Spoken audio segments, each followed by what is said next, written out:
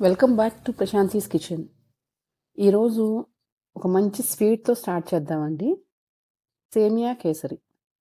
కావాల్సిన ingredients: roasted vermicelli, అంటే మనకి బాంబినోలో రోస్టెడ్ సేమియా అని దొరుకుతుంది, 1 బౌల్. Sugar 3/4 bowl. 1/2 కప్ నెయ్యి.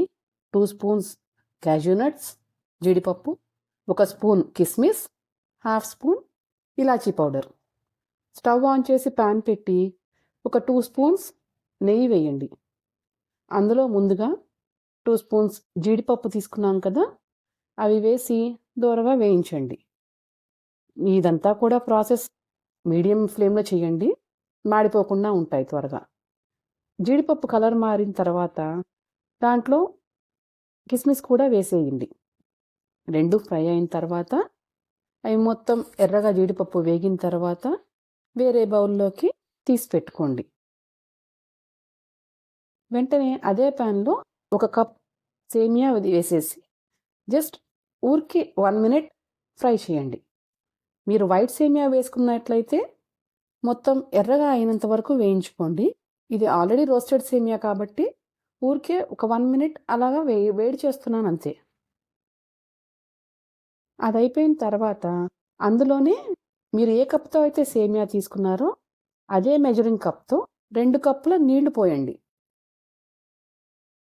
తర్వాత మొత్తం ఒకసారి కలిపేసి మూత పెట్టి ఆ సేమియా దగ్గరకు అయినంత వరకు ఉడికించుకోండి. పూర్తిగా నీళ్ళన్నీ ఎగిరిపోవాలండి, అలానే అడుగంటిపోకూడదు. అది జాగ్రత్తగా చూసుకోండి. ఫ్లేమ్ను మాత్రం మీడియంలోనే ఉంచుకోండి. నీరంతా ఎగిరిపోయిన తర్వాత అదే బౌల్లోకి 3/4 కప్పు షుగర్ యాడ్ చేయండి. స్వీట్ ఎక్కువ తినేవాళ్ళు 1 కప్పు వేసుకున్నా పర్లేదండి. మీడియం స్వీట్తో ఉంటే బాగుంటుంది అని చెప్పి నేను 3/4 కప్పు మాత్రమే తీసుకున్నాను. అదంతా కలిపేసి మళ్ళీ మొత్తం పంచదార పాకం కూడా దగ్గర పడేంత వరకు కలుపుతూ ఉంటే ఆటోమేటిక్గా దగ్గర పడిపోతుంది. అందులో ఇలాచీ పౌడర్ కూడా వేసి మిక్స్ చేయండి.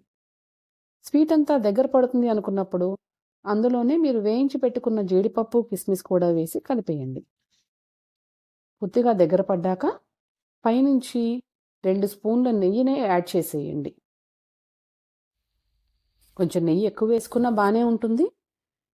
ఈ రోజుల్లో అందరికీ కొంచెం హెల్త్ కాన్షియస్ ఎక్కువైపోయి నెయ్యి తింటే ఫ్యాట్, స్వీట్ అయితే ఇది అంటారు కదా, అలాంటి వారి కోసం జస్ట్ 2 స్పూన్స్ సరిపోతుంది. కావాలంటే ఎక్కువ వేసుకున్నా కూడా టేస్ట్ బాగుంటుంది, ఇబ్బంది ఏమీ లేదు. ఇలా అంతా మిశ్రమం దగ్గర పడ్డాక స్టవ్ ఆఫ్ చేసేయండి. ఇంకేముంది, సర్వింగ్ బౌల్లో తీసుకొని వేడివేడిగా వడ్డించడమే. ఈ స్వీట్ని చల్లగా తిన్నా వేడిగా తిన్నా ఎలా తిన్నా కూడా చాలా బాగుంటుంది. Thank you.